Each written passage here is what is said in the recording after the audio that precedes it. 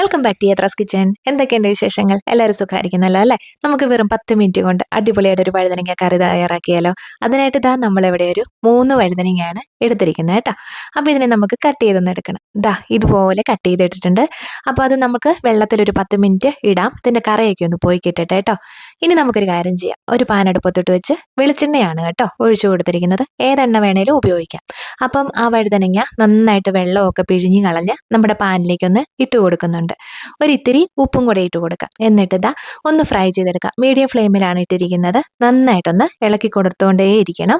അതിൻ്റെ ആ കളറൊക്കെ ഒന്ന് മാറി ഒരു 1/4 വേവ് ആകുന്നിടം വരെ നമുക്കിതുപോലെ ചെയ്തുകൊണ്ടിരിക്കണം. നമുക്ക് കാണുമ്പോൾ തന്നെ മനസ്സിലാവും ഈ ഒരു പരുവത്തിൽ. ഇനി തന്നെ നമുക്കൊന്ന് പകുത്ത് മാറ്റി വയ്ക്കാം. ഇനി ആ പാനിലേക്ക് തന്നെ ഒരു 1.5 ടീസ്പൂൺ കൊത്തമല്ലി എടുത്തിട്ടുണ്ട്. ഒരു 10-12 കുരുമുളക് എടുത്തിട്ടുണ്ട്. പിന്നെ ഒരു 1/4 ടീസ്പൂൺ വീതം നല്ല ജീരകവും പെരിഞ്ജീരകവുമാണ് എടുത്തിരിക്കുന്നത്. 2 വറ്റൽമുളക് ഇട്ട് കൊടുത്തിട്ടുണ്ട്. ഇനി നമുക്ക് കുറച്ച് കൊച്ചുള്ളി, ഒരു 10-15 കൊച്ചുള്ളി ഉണ്ട് കേട്ടോ, അതുകൂടി ഇട്ട് കൊടുത്തിട്ടുണ്ട്. ഒരു കുഞ്ഞി കഷ്ണം ഇഞ്ചി എടുത്തിട്ടുണ്ട്. കുറച്ച് തേങ്ങാക്കൊത്ത്, ഇതെല്ലാം കൂടെ നമുക്കൊന്ന് ഇട്ട് കൊടുത്തിട്ടുണ്ട്. ഇനി ഇതിനെല്ലാം കൂടെ നന്നായിട്ടൊന്ന് ഫ്രൈ ചെയ്തെടുക്കണം. എന്ന് വെച്ചിട്ടുണ്ടെങ്കിൽ ഓവറായിട്ടല്ല, അതിൻ്റെ ആ ഒരു പച്ചമണം ചെറുതായിട്ടൊന്ന് മാറിക്കിട്ടത്തക്ക വിധത്തിൽ കേട്ടോ. അപ്പം നമ്മളിതെല്ലാം ഇടുന്നതിന് മുന്നേ വേണമെന്നുണ്ടെങ്കിൽ കുറച്ച് എണ്ണയും കൂടെ നമുക്ക് ഒഴിച്ചു കൊടുക്കാം.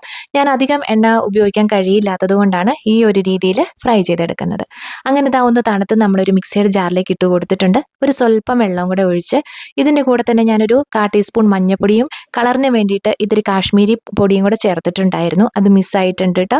അപ്പോൾ അതെല്ലാം കൂടെ ചേർത്ത് നന്നായിട്ടൊന്ന് അരച്ചെടുത്തിട്ടുണ്ട്. ഒരു പാനിലേക്ക് തന്നെ നമ്മൾ വെളിച്ചെണ്ണ ഒഴിച്ചു കൊടുത്ത് ഇത്തിരി കടുകും ഒരു 1/4 ടീസ്പൂൺ നല്ല ജീരകവും കൂടി ഇട്ട് ഒന്ന് മൂപ്പിച്ചെടുക്കുന്നുണ്ട്. അത് മൂത്ത് വന്നതിന് ശേഷം അരച്ച് വെച്ചിരിക്കുന്ന നമ്മുടെ അരപ്പുണ്ടല്ലോ, അതെല്ലാം കൂടെ നമുക്കൊന്ന് ആദ്യം തന്നെ ഇട്ട് കൊടുക്കാം. അതിൻ്റെ ആ ഒരു ചെറിയൊരു പച്ചച്ചൊവ ചിലപ്പോൾ കാണാൻ സാധ്യതയുണ്ട്. അതുകൊണ്ട് തന്നെ ആ ഒരു പച്ചച്ചൊവ മാറി കിട്ടട്ടെ എന്ന് വിചാരിച്ചിട്ടാണ് നമ്മളിതെല്ലാം കൂടെ ഇതിലേക്കൊന്ന് ഇട്ട് കൊടുക്കുന്നത്. എന്നിട്ട് നന്നായിട്ടൊന്ന് ഇളക്കി കൊടുക്കണം. ലോ ഫ്ലെയിമിൽ ഇട്ട് കൊടുത്താലും മതിയാവും.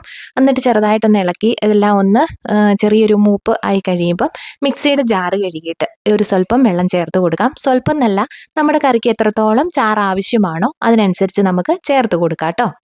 പിന്നെ നമ്മൾ തേങ്ങാക്കൊത്ത് ചേർത്തില്ലേ, ആ തേങ്ങാക്കൊത്ത് നമുക്ക് വേണമെന്നുണ്ടെങ്കിൽ ഇത്തിരിയുടെ കൂടുതൽ വേണമെങ്കിലും ചേർത്ത് കൊടുക്കാം, നല്ലതായിരിക്കും.